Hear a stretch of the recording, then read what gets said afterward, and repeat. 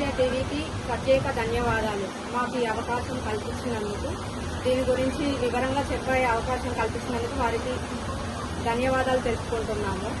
మత్తడి నోము అనేది ప్రతి సంవత్సరం వర్షాలు పడ్డప్పుడు భద్రకాళి చెరువు మత్తడి వస్తుంది.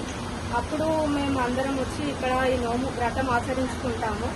పవిత్రమైన గంగా నదిలో చేసుకుంటే ఎంత పుణ్యం వస్తుందో ఈ నోము ఆచరించడం వల్ల ప్రతి మహిళకి అంత పుణ్యం వస్తుంది. మన ముత్తైదుతనం కలకాలం ఉంటుంది అన్న సెంటిమెంట్ తోని ఈ పూజలు అందరం ఆచరించుకుంటాము.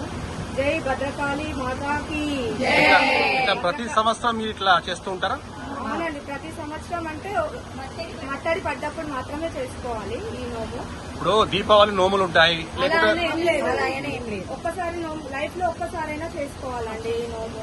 ప్రతి సంవత్సరం చేసుకోవాలని ఏం లేదు. ఇది మన వరంగల్ జంట నగరాలలో ప్రత్యేకత నోము అన్నట్టు ఇది.